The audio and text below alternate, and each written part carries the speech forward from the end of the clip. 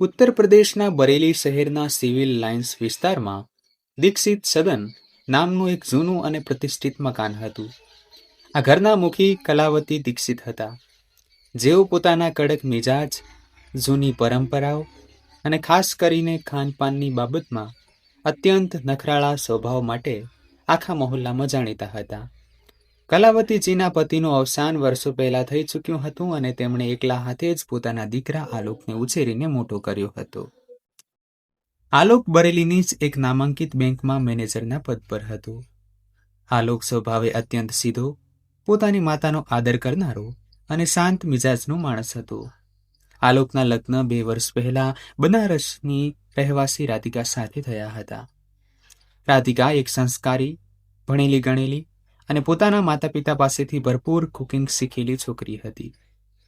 રાધિકાના હાથમાં એવો જાદુ હતો કે જો તે સૂકા ગલકાના શાકને પણ પોતાના પ્રેમનો વઘાર આપે તો ખાનારો આંગળીઓ ચાટતો રહી જાય.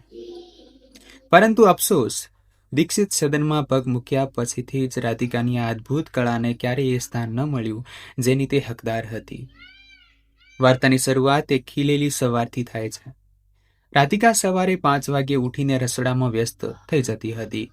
કલાવતીના કડક નિયમો અનુસાર રસોડાનું એક એક વાસણ કાચની જેમ ચમકવું જોઈએ અને નાસ્તામાં રોજ કંઈક નવું અને પરંપરાગત હોવું જોઈએ. આજે રાધિકાએ બનારસી અંદાજમાં ખસ્તા કચોરી, હિંગવાળા બટાકાનું રસાવાળું શાક અને સાથે કેસરિયા જલેબી બનાવી હતી. રસોડામાંથી આવતી હિંગ અને દેશી ઘીની સુગંધ આખા ઘરમાં ફેલાઈ રહી હતી. ડાઇનિંગ ટેબલ પર આલોક આવીને બેસી ગયો હતો. રાધિકાએ ખૂબ જ હોશથી ચહેરા પર એક આશાભરી મુસ્કાન સાથે પહેલી થાળી પોતાની સાસુ કલાવતીજી સામે મૂકી. બાજી, આજે તમારા માટે ખાસ હિંગ કચોરી અને જલેબી બનાવી છે. જરા ચાખીને કહો ને કેવી બની છે. રાધિકાએ પોતાની સાડીનો પાલવ સંભાળતા ખૂબ જ આદરપૂર્વક પૂછ્યું. કલાવતીજીએ પોતાના ચશ્મા નાક પર ટકાવ્યા અને કચોરીને પોતાની આંગળીઓથી અડ્યા, જાણે તેનું એક્સરે કરી રહ્યા હોય. તેમણે કચોરીનો એક નાનો ટુકડો મોંમાં મૂક્યો, 2 વાર ચાખ્યો અને તેમનો ચહેરો એવી રીતે સંકોચાઈ ગયો જાણે તેમણે લીમડાના પાન ચાવી લીધા હોય. તેઓ થાળીને થોડી આગળ ધકેલતા તીખા અવાજે બોલ્યા, કચોરી તો ઠીક છે, પણ હિંગનો વઘાર થોડો કાચો રહી ગયો છે. અને જલેબી? જલેબીમાં એ કરકરાપણું ક્યાં છે રાધિકા? બિલકુલ રબરની જેમ ખેંચાઈ રહી છે. કેટલી વાર કહ્યું છે કે મેદાને રાત્રે જ આથો આવવા માટે મૂકી દેતી કર. પણ તમારા લોકોને તો બસ સવારે ઉઠીને કામ પૂરું કરવાની ઉતાવળ હોય છે. પતિનું મૌન સમર્થન અને માતા સામે લાચારી. રાધિકાનો હસતો ચહેરો એક પળમાં ઉતરી ગયો. તેની આંખોના ખૂણા ભીના થવા લાગ્યા. તેણે એક આશાભરી નજરે પોતાના પતિ આલોક તરફ જોયું. આલોકે તરત જ એક મોટી કચોરી મોંમાં મૂકી અને આંખો બંધ કરીને બોલ્યો, વાહ રાધિકા, સાચે જ મજા આવી ગઈ. હિંગની સુગંધ તો એટલી લાજવાબ છે કે જો ઓફિસના બધા બેંક મેનેજર પણ આવી જાય તો આખી પરાત ખાલી કરી દે. અને જલેબી તો એકદમ રસદાર બની છે બા. કલાવતીજીએ તરત જ આલોકને આંખો બતાવી. તું તો ચૂપ જ રહે આલોક. તને તો બહારનો સમોસો પણ આપી દઈએ તો તું વાહ વાહ કરવા લાગીશ. મરદ જાતને શું ખબર કે પાકશાસ્ત્રની ઝીણવટ શું હોય છે. ખાવામાં જ્યાં સુધી સૂર તાલ ન બેસે ત્યાં સુધી એ ખાવાનું માત્ર પેટ ભરવાનું સાધન છે, આત્માની તૃપ્તિ નહીં. આલોકે રાધિકા તરફ જોયું અને લાચારીથી પોતાના ખભા ઊંચક્યા. તે પોતાની માતાને ખૂબ પ્રેમ કરતો હતો અને જાણતો હતો કે જો તે વધારે દલીલ કરશે તો બાજી બ્લડ પ્રેશરનું બહાનું બનાવીને આખા ઘરને માથે લેશે. તે રસોડામાં જઈને છાનામાના રાધિકાને કહેતો, રાધિકા, તું દિલ નાનું ન કર. બાની આદત જ એવી છે કે કોઈના વખાણ સહેલાઈથી નથી કરતા. મારા માટે તો તું દુનિયાની સૌથી બેસ્ટ શેફ છે. પરંતુ રાધિકાનું મન અંદરથી દુભાઈ જતું હતું. તે વિચારતી કે આખરે એવું તે શું કરું કે બાજીને મારા હાથના સ્વાદમાં કોઈ ખામી ન દેખાય. હું મારી દરેક ડીશમાં મારું દિલ રેડી દઉં છું, છતાં પણ મને માત્ર ખામીઓ જ કેમ મળે છે.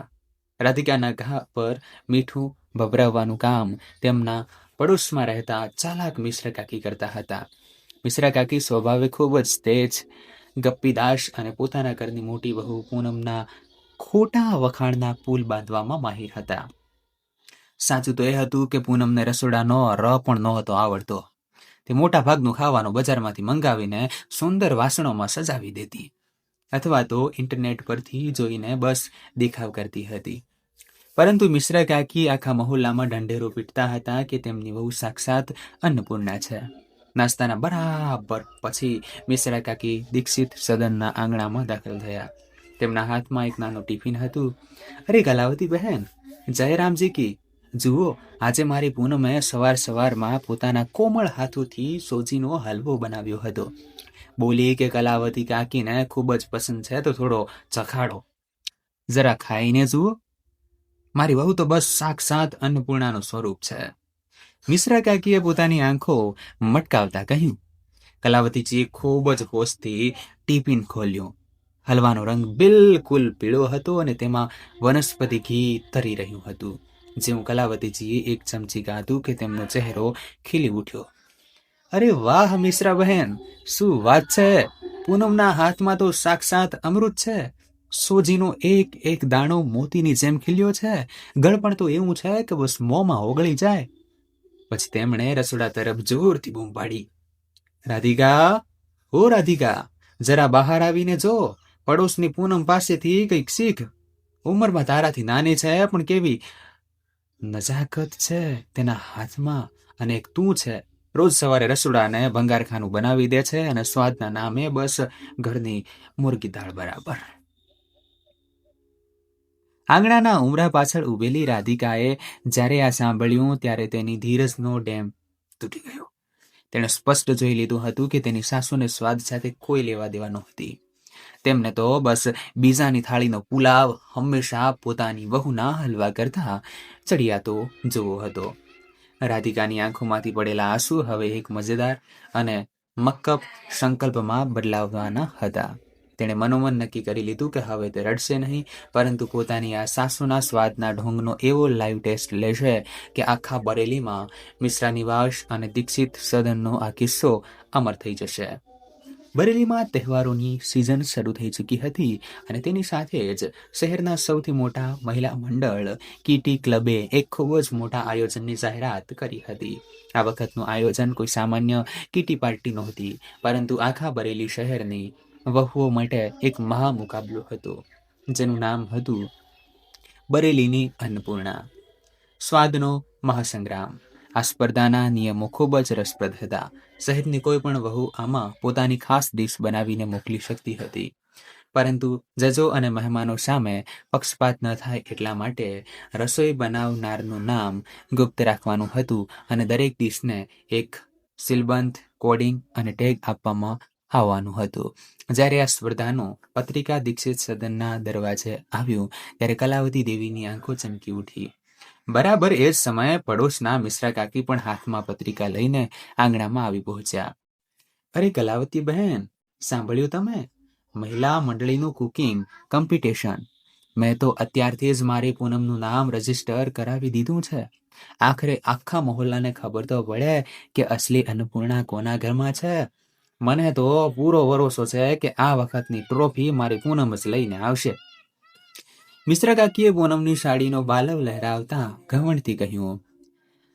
કલાવતીજીએ તરત જ પોતાના રસોડા તરફ જોયું, જ્યાં રાધિકા વાસણ સાફ કરી રહી હતી.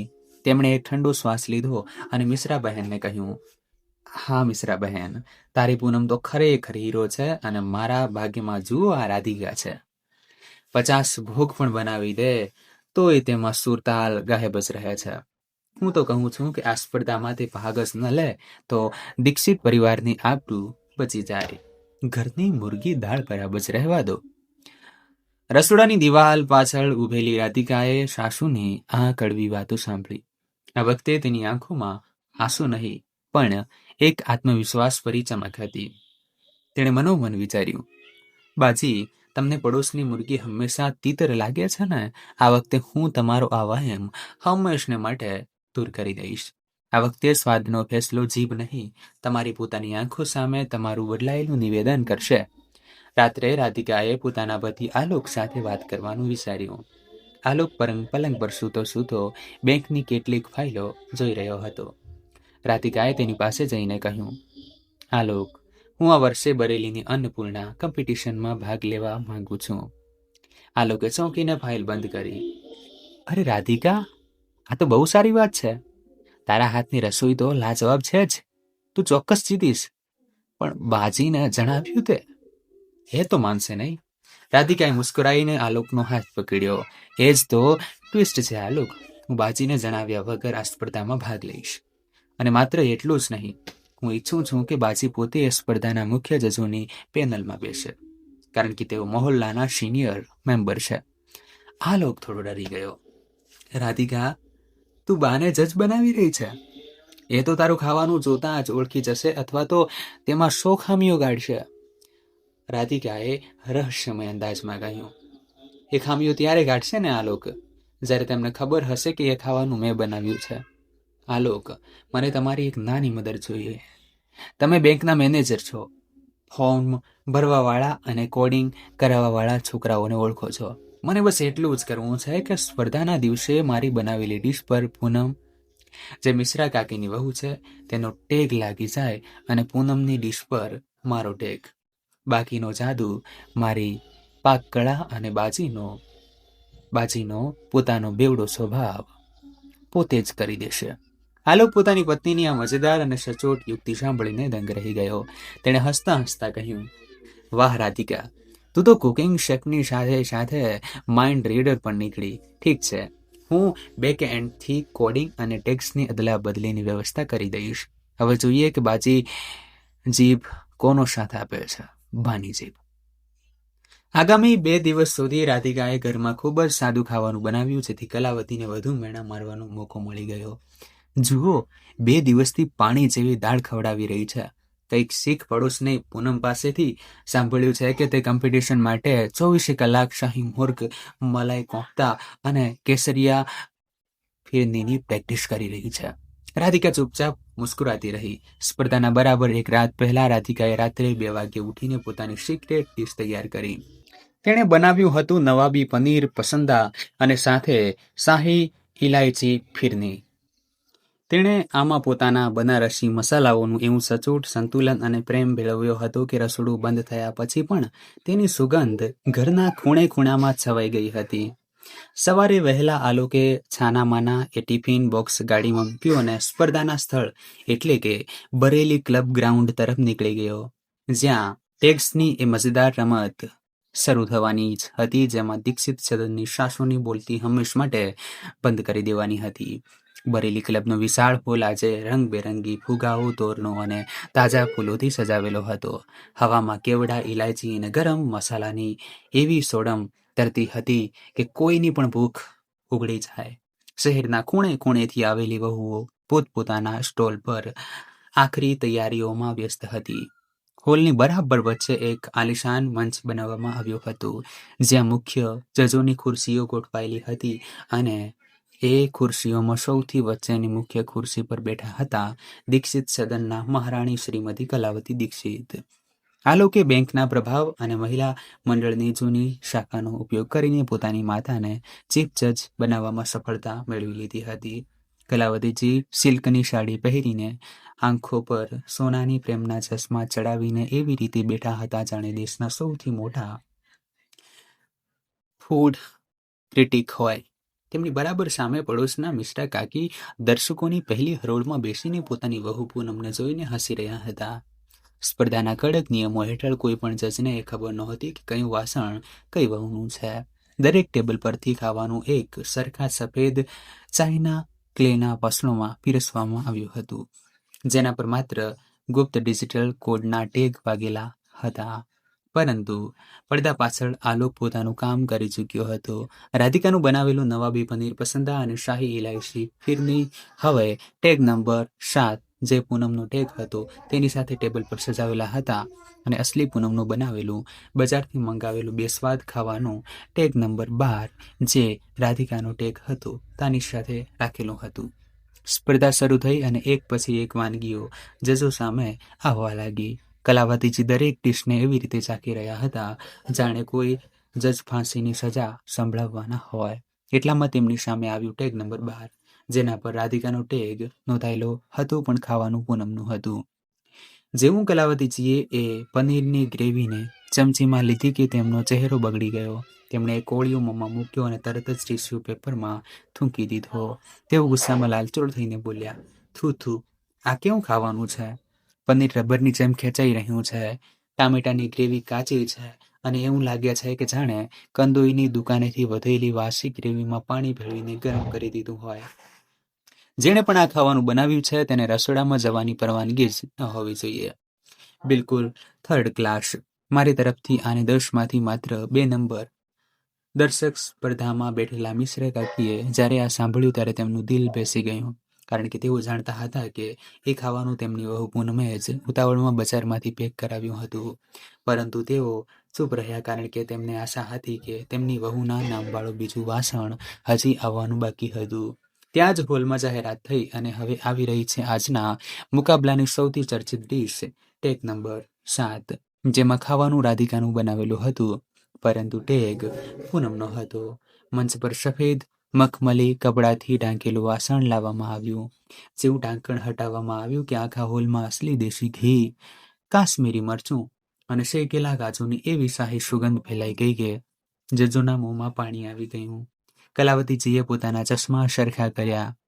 વાસણમાં નવાવી પનીર પસંદના સોનેરી ટુકડા મલાઈની મખમલી ગ્રેવીમાં તરી રહ્યા હતા. કલાવતીજીએ અત્યંત આદરપૂર્વક એક ચમચી ગ્રેવી લીધી અને પોતાના મોંમાં મૂકી. જેવું ખાવાનું તેમની જીભને અડ્યું કે તેમની આંખો બંધ થઈ ગઈ. તેમના ચહેરા પર એક એવો પરમ આનંદ છવાઈ ગયો કે જે દીક્ષિત સદનમાં રાધિકાએ ક્યારેય જોયો ન હતો. તેમણે તરત જ બીજી ચમચી લીધી અને પછી ત્રીજી. તેઓ પોતાની ખુરશી પરથી ઊભા થઈ ગયા અને તાળીઓ વગાડતા બોલ્યા, અદ્ભુત, સાક્ષાત અમૃત. મસાલાઓનો એવો તાલમેલ અને પનીર માખણની જેમ મોંમાં ઓગળી જાય છે. મેં મારી આખી જિંદગીમાં આવું નવાબી પનીર ક્યારેય નથી ખાધું. આની આગળ તો લખનૌના મોટા મોટા શેફ પણ પાણી ભરે. અને આ શાહી પીરની ઇલાયચીનું યોગ્ય માપ અને ચોખાનો એ મખમલી અહેસાસ, આ કોઈ સામાન્ય સ્ત્રી ન બનાવી શકે. આ તો સાક્ષાત અન્નપૂર્ણાના હાથોનો જાદુ છે. તેમણે મિશ્રા કાકી તરફ જોયું અને બૂમ પાડીને બોલ્યા, મિશ્રા બહેન, મને તો પૂરો ભરોસો છે કે આ તારી વહુ પૂનમે જ બનાવ્યું હશે. ધન્ય છે એ ઘર જ્યાં આવી વહુના ચરણ પડ્યા. મારી તરફથી આને 10માંથી પૂરેપૂરા 10 નંબર અને આજની વિનર ટ્રોફી. આખો હોલ તાળીઓના ગડગડાટથી ગુંજી ઉઠ્યો. રાધિકા હોલના એક ખૂણામાં ઊભી રહીને પોતાની સાસુના આંધળા અંધવિશ્વાસ અને બેવડા વલણને લાઈવ જોઈ રહી હતી. આ લોકોએ રાધિકા તરફ જોઈને એક ધીમું સ્મિત આપ્યું. રમત પોતાના ચરમસીમા પર પહોંચી ચૂકી હતી અને હવે સમય હતો એ ધમાકાનો જે દીક્ષિત સદનની આ ગમંડી સાસુના પગ નીચેથી જમીન સરકાવી દેવાનો હતો. આખો બરેલી ક્લબ હોલ તાળીઓના ગડગડાટ અને અવાજથી ગુંજી રહ્યો હતો. કલાવતી દીક્ષિતજીના ચહેરા પર એક વિજેતા જેવું સ્મિત હતું, જાણે તેમણે પોતે જ કોઈ જંગ જીતી લીધી હોય. તેઓ વારંવાર પોતાની બહેનપણી મિશ્રા કાકી તરફ જોઈને ગર્વથી માથું હલાવી રહ્યા હતા. મિશ્રા કાકી પણ પોતાની સાડીનો પાલવ સંભાળતા ગર્વથી ફૂલાઈને કપ્પો થઈ ગયા હતા. તેમને લાગતું હતું કે તેમની વહુ પૂનમે સાચે જ કોઈ ચમત્કાર કરી દીધો છે. મંચ પર મહિલા મંડળના પ્રેસિડેન્ટ હાથમાં એક મોટો ચમકતો સોનેરી લિફાફો લઈને માઇક સામે આવ્યા. શાંત થઈ જાઓ દેવીઓ અને સજ્જનો, હવે એ ઘડી આવી ગઈ છે જેની આપણે બધા આતુરતાથી રાહ જોઈ રહ્યા હતા. આપણા ચીફ જજ આદરણીય શ્રીમતી કલાવતી દીક્ષિતજીના કડક અને નિષ્પક્ષ નિર્ણય પછી બરેલીની અન્નપૂર્ણા સ્પર્ધાની વિજેતા ડીશ પસંદ કરી લેવામાં આવી છે. ટેગ નંબર 7, જેને પૂરેપૂરા 100 ગુણ મળ્યા છે. પરંતુ આપણા નિયમ મુજબ હવે ચીફ જજ પોતે જ આ લિફાફો ખોલશે અને આ કોડ પાછળ છુપાયેલા અસલી નામ અને ચહેરાની જાહેરાત કરશે. પ્રેસિડેન્ટ ઉત્સાહથી કહ્યું. કલાવતીજી ખૂબ જ વઢતી ઊભા થયા. તેમણે સોનાની પ્રેમના ચશ્મા સરખા કર્યા, માઇક પોતાના હાથમાં લીધું અને પ્રેસિડેન્ટ પાસેથી એ સોનેરી લિફાફો લઈ લીધો. આ સ્પર્ધાનો નિર્ણય કરવો મારા માટે ખૂબ જ સરળ હતો. કલાવતીજીએ માઇક પર પોતાના ભારે અવાજમાં બોલવાનું શરૂ કર્યું, કારણ કે જે ખાવાનું નબળું અને થર્ડ ક્લાસ હતું તેને મેં તરત જ ઓળખી લીધું. જેમ કે ટેગ નંબર 12 એ રબર જેવું પનીર, પરંતુ એ અમૃત જેવો સ્વાદ ટેગ નંબર 7માં હતો. તે ચાખતા જ મને ખબર પડી ગઈ કે આ મારી મિશ્ર બહેનની લાડકી વહુ પૂનમ સિવાય બીજું કોઈ બનાવી જ ના શકે. મને ગર્વ છે કે હું પૂનમ મિશ્રાને આ વર્ષની. કલાવતીજીએ વાત કરતા કરતા જેવો લિફાફો ફાડ્યો અને તેની અંદરથી કોમ્પ્યુટર દ્વારા વેરીફાઈડ થયેલી કોડિંગ લિસ્ટ બહાર કાઢી કે તેમના શબ્દો તેમના ગળામાં જ અટકી ગયા. ચશ્માની પાછળથી તેમની આંખો ફાટેલી રહી ગઈ. તેમના હાથ ધ્રુજવા લાગ્યા અને ચહેરાનું બધું લોહી જાણે થીજી ગયું. પ્રેસિડેન્ટે જોયું કે કલાવતીજી ચૂપ થઈ ગયા છે તો તેમણે ઉત્સુકતાથી પૂછ્યું, શું થયું કલાવતીજી? નામની જાહેરાત કરો. કલાવતીજીના મોંમાંથી અવાજ નહોતો નીકળી રહ્યો. લિસ્ટમાં સાફ અક્ષરોમાં લખ્યું હતું, ટેગ નંબર 7, નવાબી પનીર પસંદા અને શાહી ઇલાયચી ફીડની શેફ મિસિસ રાધિકા દીક્ષિત સદન. અને નીચે લખ્યું હતું, ટેગ નંબર 12, બેસ્વાદ પનીર, શેફ મિસિસ પૂનમ મિશ્રા નિવાસ. કલાવતીજીને લાગ્યું જાણે તેમના પગ નીચેથી જમીન દલદલ બની ગઈ હોય.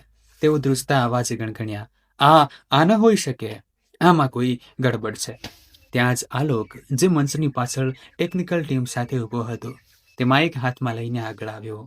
તેણે ખૂબ જ શાંત અને શિષ્ટ અવાજમાં કહ્યું, કોઈ ગડબડ નથી બા. જજો સામે પક્ષપાત ન થાય એટલા માટે કોમ્પ્યુટરે દરેક ડિશને તેમની રસીદ અને લાઈવ વિડીયો રેકોર્ડિંગ સાથે મેચ કરી છે. ટેગ નંબર 7નું એ અમૃત જેવું ખાવાનું જેને તમે હમણાં જ આખા બરેલી સામે અન્નપૂર્ણાનો જાદુ અને લખનૌના શેફ કરતાં પણ ચડિયાતું ગણાવ્યું છે, તે બીજા કોઈએ નહીં પણ તમારી પોતાની વહુ રાધિકા દીક્ષિતે ગઈકાલે રાત્રે પોતાના હાથે બનાવ્યું હતું. જેવું આલોકે આ એલાન કર્યું કે આખા હોલમાં સન્નાટો છવાઈ ગયો. બીજી જ પળે દર્શક દીર્ઘામાંથી કોઈકે જોરથી તાળી પાડી અને પછી આખો હોલ રાધિકા નામની નારેબાજીથી ગુંજી ઉઠ્યો. મિશ્રા કાકીનો ચહેરો શરમના માર્યા બિલકુલ કાળો પડી ગયો હતો. તેઓ પોતાની વહુ પૂનમનો હાથ પકડીને કોઈને કંઈ પણ કહ્યા વગર છાના પગલે હોલના પાછળના દરવાજેથી સરકી ગયા. પરંતુ મંચ પર ઊભેલા કલાવતીજીની હાલત લાકડાના પૂતળા જેવી થઈ ગઈ હતી. તેઓ ટિશ્યુ પેપરને જોઈ રહ્યા હતા જેમાં તેમણે પૂનમના ખાવાને રાધિકાનું સમજીને થૂકી દીધું હતું અને પછી એ ખાલી વાટકીને જોઈ રહ્યા હતા જેને તેમણે પોતાની વહુનું ખાવાનું અજાણતામાં અમૃત સમજીને આખી ચાટી લીધી હતી. આખા બરેલી સામે તેમના એ બેવડા વલણ અને અંધવિશ્વાસના લીરા ઉડી ચૂક્યા હતા. જ્યાં તેઓ હંમેશા કહેતા હતા કે ઘરની મુર્ગી દાળ બરાબર, રાધિકા ધીમે ધીમે પગલે મંચ તરફ વધી. તેના ચહેરા પર કોઈ અહંકાર નહોતો, કોઈ ઘમંડ નહોતો. તેની આંખોમાં બસ એક ઊંડો સંતોષ હતો કે આજે સ્વાદની એ દેવી જે તેની સાસુ હતી, તેમણે કોઈ પણ દબાણ વગર માત્ર સ્વાદના જોરે તેની કળાને આખા શહેર સામે સ્વીકારી લીધી હતી. કલાવતીજીની બોલતી બિલકુલ બંધ થઈ ગઈ હતી અને તેઓ પોતાની વહુની નજરો સાથે નજર મિલાવવાની હિંમત નહોતા કરી શકતા. બરેલી ક્લબ હોલની એ તાળીઓ, એ વાહવાહી અને એ કડવી હકીકત કલાવતીજીના કાનમાં કોઈ હથોડાની જેમ ગુંજી રહી હતી. દીક્ષિત સદન પાછા ફરવાનો આખો રસ્તો શાંતિમાં કપાયો. કારની પાછલી સીટ પર બેઠેલા કલાવતીજીએ આખા રસ્તે એકવાર પણ બારીની બહાર ન જોયું અને ન તો કોઈની સાથે એક શબ્દ પણ બોલ્યા. ઘરે પહોંચતા જ તેઓ કોઈ ગુનેગારની જેમ માથું નમાવીને સીધા પોતાના રૂમમાં ગયા અને અંદરથી દરવાજો બંધ કરી લીધો. ઘરનો માહોલ એવો હતો જાણે કોઈ બહુ મોટું તોફાન આવીને ગયું હોય. આલોક લિવિંગ રૂમમાં બેસીને ઊંડી ચિંતામાં ડૂબેલો હતો અને રાધિકા સીધી રસોડા તરફ ચાલી ગઈ. તેને ખબર હતી કે તેની સાસુએ બપોરથી એક કોળીએ પણ મોંમાં નાખ્યો ન હતો. આલોકે રસોડામાં જઈને રાધિકાના ખભા પર હાથ મૂક્યો. રાધિકા, તને નથી લાગતું કે આજે બા સાથે થોડું વધારે પડતું થઈ ગયું? તેઓ આખા મહોલ્લામાં પોતાની શાખ ગુમાવી ચૂક્યા છે. પોતાની જ વાતોની જાળમાં એવી રીતે ફસાઈ ગયા કે હવે કોઈની સાથે નજર મિલાવવા લાયક નથી રહ્યા. રાધિકાએ કઢાઈમાં તેલ ગરમ કરતા ખૂબ જ ધીમેથી કહ્યું, આલોક, મારો હેતુ બાજીને નીચા બતાવવાનો કે તેમની શાખ મિટાવવાનો ક્યારેય નહોતો. હું તો બસ તેમના ચશ્મા પર જામેલા એ પડને સાફ કરવા માંગતી હતી જે તેમને ઘરની વસ્તુઓને હંમેશા ઉતરતી અને બહારની વસ્તુઓને હંમેશા ચડિયાતી જોવાની ફરજ પાડતું હતું. બાજી ભૂખ્યા છે અને આ ઉંમરે તેમનું આ રીતે ભૂખ્યા રહેવું ઠીક નહીં હોય. રાધિકાએ સાસુના પસંદગીના ભરેલા કારેલા, તુવેરની ઘટ્ટ દાળ, જેમાં દેશી ઘી અને હિંગનો વઘાર લગાવ્યો હતો, અને ગરમા ગરમ રોટલી એક સુંદર કાંસાની થાળીમાં સજાવી. તેણે પાણીનો ગ્લાસ લીધો અને કલાવતીજીના રૂમના દરવાજે ટકોરો માર્યો. બાજી, દરવાજો ખોલો, હું તમારા માટે ખાવાનું લાવી છું. રાધિકાએ ખૂબ જ આદરપૂર્વક કહ્યું. અંદરથી કોઈ અવાજ ન આવ્યો. રાધિકાએ ફરી દરવાજો ખખડાવ્યો. બાજી, ગુસ્સો ખાવા પર કેમ ઉતારવો? બપોરથી તમે કંઈ ખાધું નથી. તમારા ઘૂંટણની દવાનો સમય પણ થઈ રહ્યો છે. થોડીક ક્ષણોના સન્નાટા પછી સાંકળ ખુલી. કલાવતીજી પલંગના ખૂણા પર બેઠા હતા. તેમની આંખોની નીચે કાળા કુંડાળા સાફ દેખાઈ રહ્યા હતા અને ચહેરો પૂરેપૂરો ઉતરી ગયો હતો. જેવી રાધિકા થાળી લઈને રૂમમાં આવી, કલાવતીજીએ પોતાનું મોં બીજી તરફ ફેરવી લીધું. લઈ જા આ થાળી અહીંથી. રાધિકા, કેમ આવી છે અહીં? મારી આ હાલત પર હસવા આવી છે? આખા બરેલી સામે તે આજે મારો તમાશો બનાવી દીધો. જે બહુને હું દિવસ રાત કામચોર અને બેસ્વાદ કહેતી રહી, આજે એ જ ના હાથ ના ખાવાને મેં સાક્ષાત અમૃત કહી દીધું. ભગવાને મારી જીભ પર એવું કેવું તાળું માર્યું કે હું મારી જ થૂકેલી ડીશને ફરી ચાખવા માટે મજબૂર થઈ ગઈ. મારે કંઈ નથી ખાવું, ચાલી જા અહીંથી. કલાવતીજીના અવાજમાં ગુસ્સા કરતાં એક ઊંડી તડપ અને શરમ વધારે હતી. રાધિકાએ થાળીને ટેબલ પર મૂકી અને ચૂપચાપ સાસુના પગ પાસે જમીન પર બેસી ગઈ. તેણે કલાવતીજીના ધ્રુજતા ઘરડા હાથોને પોતાના બંને હાથમાં લીધા. શું એક માતા પોતાની દીકરીની કોઈ યુક્તિ પર આ રીતે રૂઠી શકે? રાધિકાની આંખોમાંથી આંસુ ટપકીને કલાવતીજીના હાથો પર પડ્યા. મેં તમારો તમાશો નથી બનાવ્યો બાજી. હું તો બસ મારી માતા પાસેથી એકવાર, ફક્ત એકવાર મારી મહેનતની સાચી જુબાની ઈચ્છતી હતી. જ્યારે પણ હું સવારે 5 વાગ્યે ઉઠીને તમારા માટે કચોરી તળતી હતી કે રાત્રે તમારા પગમાં તેલ ચોળતી હતી, ત્યારે મારું દિલ બસ એક જ વાત માટે તરસતું હતું કે કાશ બાજી એકવાર હસીને કહી દે કે રાધિકા, આજે ખાવાનું બહુ સરસ બન્યું છે. પણ તમારા મોંમાંથી હંમેશા ફક્ત મિશ્રા કાકીની વહુ પૂનમના જ વખાણ નીકળતા હતા. રાધિકાએ સાસુની આંખોમાં જોયું. શું મારો આ હક નહોતો બાજી? પૂનમ બજારનું ખાવાનું લાવીને તમારા વખાણ લૂંટી જતી હતી અને હું અહીં 24 કલાક પરસેવો બાળીને પણ તમારી નજરમાં હંમેશા ઘરની મુરગી દાળ બરાબર જ રહી. આજે મેં કોઈ જૂઠ નથી બોલ્યો. આજે તમારી પોતાની જીભે, તમારા પોતાના સ્વાદે આ રાધિકાના પ્રેમને ઓળખ્યો છે. આ મારી જીત નથી બાજી. આ તો તમારી એ પાક કળાની સમજની જીત છે જે તમે આલોકને ઉછેરતી વખતે શીખી હતી. હવે તમારી આ દીકરીના હાથની એક ગોળીઓ ખાઈ લો. રાધિકાના આ નિશ્ચલ, પવિત્ર અને પ્રેમથી ભરેલા શબ્દોએ કલાવતીજીના દિલ પર જામેલી પથ્થરની દિવાલને એક પળમાં તોડી નાખી. તેઓ સ્તબ્ધ રહી ગયા કે જે વહુનું તેમણે 2 વર્ષ સુધી માત્ર અપમાન જ કર્યું, તે આજે તેમના પગ દબાવીને તેમને જમાડવા આવી હતી. જ્યારે મિશ્રા કાકી ફોન પણ નહોતા ઉપાડી રહ્યા, કલાવતીજીનું માતૃત્વ જાગી ઉઠ્યું અને તેમણે રડતા રડતા રાધિકાને ખેંચીને પોતાના હૃદય સરસી ચાંપી લીધી.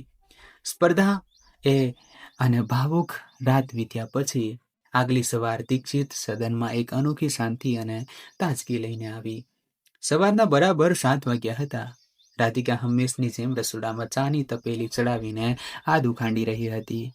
ત્યાં જ તેને પાછળથી બંગડીઓનો રણકાર અને લાકડીનો અવાજ સંભળાયો. રાધિકાએ ફરીને જોયું તો તે દંગ રહી ગઈ. સાસુ કલાવતી દેવી રસોડાના દરવાજે ઊભા હતા. તેમના ચહેરા પર હવે ન તો કોઈ કડકાઈ હતી કે ન તો ગઈકાલ રાતવાળી શરમ. તેમની આંખોમાં પોતાની વહુ માટે એક અપાર ગર્વ અને પ્રેમ હતો. બાજી, તમે આટલી વહેલી સવારે રસોડામાં? તમે બેસો, હું બસ ચા લઈને આવી જ રહી હતી. રાધિકાએ ઉતાવળે કહ્યું. કલાવતીજી હસ્યા અને રસોડાની અંદર પગ મૂક્યો.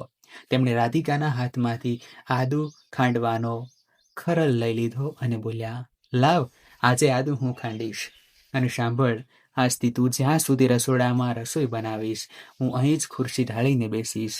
મારે જોવું છે કે બનારસની આ અન્નપૂર્ણાના હાથમાં એવો કયો જાદુ છે જેણે આખા બરેલીને પોતાનું દીવાનું બનાવી દીધું છે. ત્યાં જ આલોક પણ ત્યાં આવી ગયો. પોતાની માતાને રસોડામાં વહુ સાથે હસતા મુસ્કુરાતા જોઈને તેની ખુશીનો પાર જ ન રહ્યો. તેણે ચપટી લેતા કહ્યું, વાહ વાહ, આજે તો રસોડાનો સૂરદાર બિલકુલ સાચો બેઠો છે. આજે ચામાં કોઈ ખામી તો નહીં નીકળે ને? કલાવતીજીએ આલોક સામે ખોટો ગુસ્સો બતાવીને જોયું. તું તો ચૂપ જ રહે આલોક. બેંક મેનેજર છે તો બેંક જ સંભાળ. રસોડાના અમૂલ્ય રત્નોની પરખ હવે માત્ર આ માતાને જ છે. ત્રણેય ખડખડાટ હસી પડ્યા. ત્યાં જ ઘરના મુખ્ય દરવાજે છાના પગલે કોઈના આવવાનો આહટ થયો. આ કોઈ બીજું નહીં પણ પડોશના ચાલાક મિશ્રા કાકી હતા. ગઈકાલની ભારે બેઇજ્જતી પછી તેમનો ચહેરો થોડો ઉતરેલો હતો, પરંતુ પોતાની આદત મુજબ તેઓ આજે ફરી કોઈને કોઈ નવું બહાનું અને ગપ લઈને આવ્યા હતા. જય રામજી કી કલાવતી બહેન, મિશ્રા કાકીએ આંગણામાં પગ મૂકતા જ ધીમા અવાજે કહ્યું. અરે કાલે તો મંચ પર ખબર નહીં શું ઊંચ નીચ થઈ ગઈ. એ કમ્પ્યુટર વાળા છોકરાઓ આજકાલની વહુઓ પાસેથી પૈસા લઈને નામ બદલી નાખે છે. મારી પૂનમ બિચારી ગઈકાલ રાતની રડ્યા કરે છે. કહેતી હતી કે મમ્મીજી, મારી ડીશને જાણી જોઈને પાછળ કરી દેવામાં આવી. મેં કહ્યું ચાલ કલાવતી બહેનને સમજાવી આવું. કલાવતીજીએ ચાની ચુસ્કી લીધી, પોતાના ચશ્મા સરખા કર્યા અને ખૂબ જ શાંત પણ કડક અવાજમાં બોલ્યા. બેસો મિશ્રા બહેન, બેસો. જરા ચા પીઓ અને સાંભળો, કાલે કોમ્પ્યુટરે કોઈ ઊંચ નીચ નહોતી કરી. ઊંચ નીચ તો મારી મૂર્ખ આંખો અને કાનના કાચા સ્વભાવમાં હતી. મિશ્રા કાકીએ આશ્ચર્યથી જોયું. શું મતલબ બહેન? કલાવતીજી ઊભા થયા અને રસોડામાંથી રાધિકાને બૂમ પાડીને બહાર બોલાવી. રાધિકાના આવતા જ બાજીએ પૂરા ગર્વથી તેનો હાથ પકડ્યો અને મિશ્રા કાકી સામે ઊભા રહી ગયા. મતલબ એ મિશ્રા બહેન કે કાલે તમારી વહુનું એ બજારમાંથી મંગાવેલું બેસ્વાદ ખાવાનું મારી જ જીભે થૂક્યું હતું, જેને હું અજાણતામાં મારી વહુનું સમજી રહી હતી, અને જે નવાબી પનીરને મેં આખા બરેલી સામે અમૃત અને સાક્ષાત અન્નપૂર્ણાનો જાદુ કહ્યું, ત્યાં જ રાધિકાએ બનાવ્યું હતું. તમે રોજ તમારી વહુના ખોટા વખાણના પુલ બાંધીને મારા કાન ભરે રાખતા હતા, અને હું આંધળી થઈને મારા ઘરના અસલી હીરાને ઓળખી નહોતી શકતી. કલાવતીજીએ મિશ્રા કાકીની આંખોમાં આંખો પરોવીને આખરી પ્રહાર કર્યો. આજ પછી મારી સામે તમારી કામચોર વહુના ખોટા ગપ્પા ન મારતા. અને હા, આખા મહોલ્લામાં જઈને દંડેરો પીટી દેજો કે હવેથી દીક્ષિત સદનની આ મુરગી દાળ બરાબર નથી, પણ આખા બરેલી માટે શાહી મુર્ગ મલાઈ કરતા પણ ઉપર છે. આપણી વહુ જ આ શહેરની અસલી અન્નપૂર્ણા છે.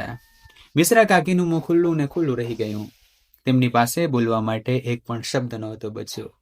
તેઓ પોતાનો રોતલ ચહેરો લઈને ચૂપચાપ પગ કસડતા દીક્ષિત સદનના ઉંબરાની બહાર ચાલી ગયા. તેમના ગયા પછી ફરી ક્યારેય તેમણે રાધિકા સામે પૂનમના ખોટા વખાણ કરવાની હિંમત ન કરી. સાંજના સમયે આખા પરિવારે મળીને ઘરના મંદિરમાં લક્ષ્મી પૂજન કર્યું. પૂજા સમાપ્ત થયા પછી કલાવતીજીએ કબાટમાંથી એક પેટીઓ જૂનું સોનાનું કંગન કાઢ્યું, જે તેમને તેમના પિયર તરફથી મળ્યું હતું. તેમણે ખૂબ જ આદર અને પ્રેમપૂર્વક એ કંગન રાધિકાના કાંડામાં પહેરાવી દીધું.